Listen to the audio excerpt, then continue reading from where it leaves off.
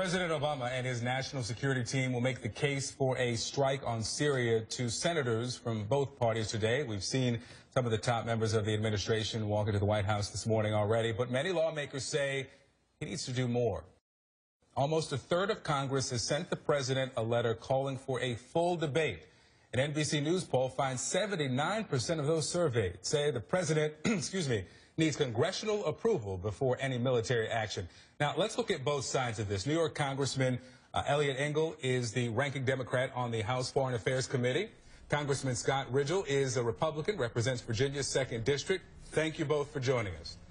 I want to start with you, Congressman Engel. You say that the president has, in this briefing, given enough information to you that you believe he should strike now, that the U.S. should strike now. What's the rush?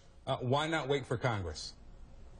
Well, I don't think it's a rush. I think there is ample precedent for many, many years, certainly starting back when President Reagan sent troops to Grenada, first President Bush sent troops to Panama, President Clinton did the same in Kosovo. And President Obama did the same in Libya. I think the War Powers Act clearly gives the president the latitude to do this, and then if it lasts more than 60 days, he then has to come before Congress. I think the president is weighing all options, all measures.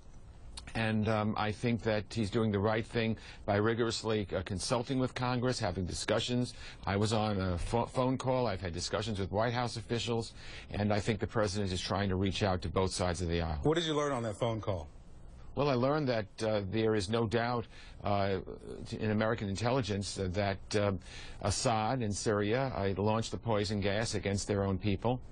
It's What's the evidence?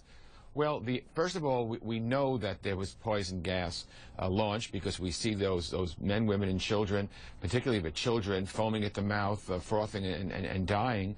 The other thing is the Syrian officials waited 5 days before they allowed international inspectors to come in. If you want to prove your innocence, you don't wait 5 days where you can tamper with things. You would welcome them in right that very, very next morning.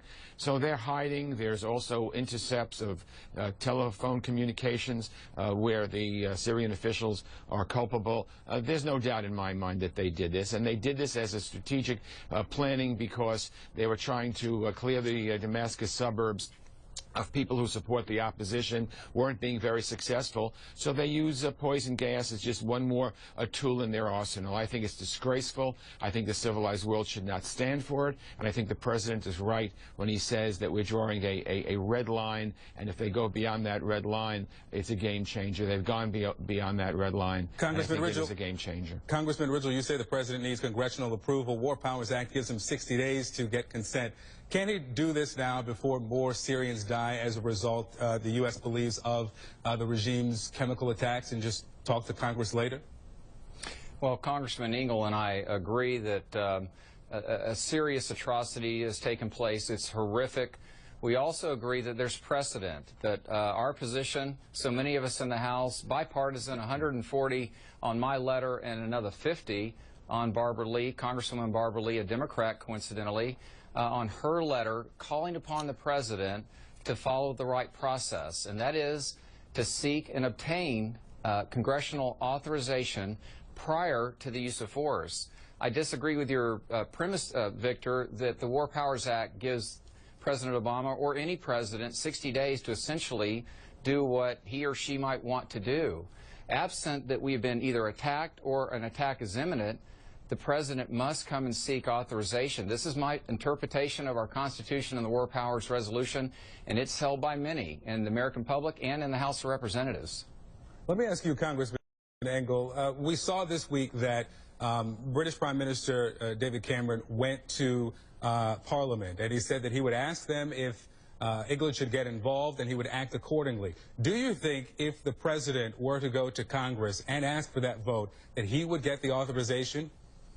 Well, it's speculation, and we don't really know. I think the president has a case to make. I do think that a case needs to be made to both the Congress and the American people. I just differ with Scott as to whether the president must get Congress's assent before he moves. I think my reading of the War Powers Act gives the president 60 days.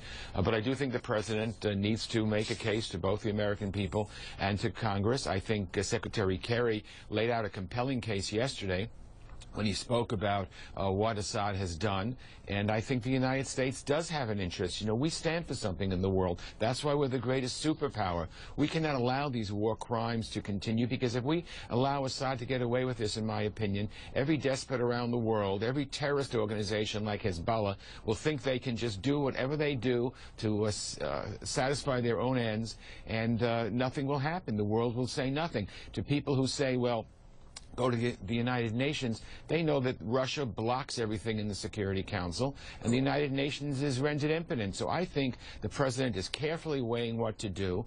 He doesn't want to do too much because, frankly, the public is tired of war, and I don't advocate boots on the ground, and neither does the president. But I think a reasonable strike is what the president should do, and I think he will. I want to hear from Secretary of State John Kerry.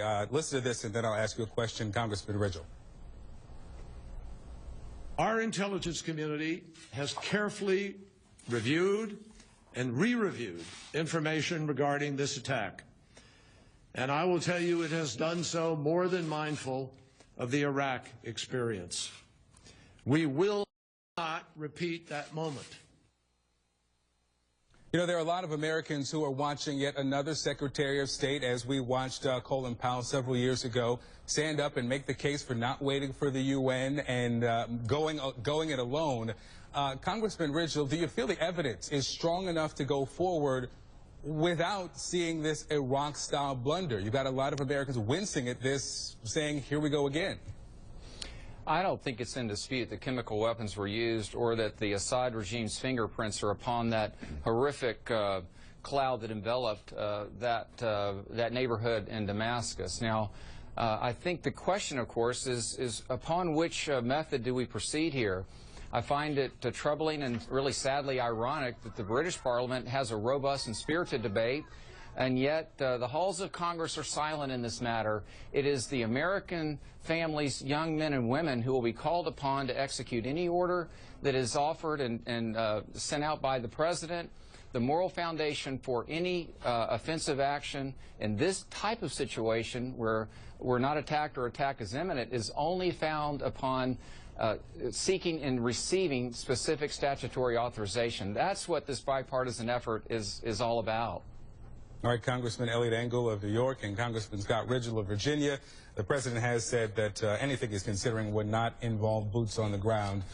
We'll see if we hear more from the president before he heads off to Sweden and then on to Russia. Gentlemen, thank you. Thank you.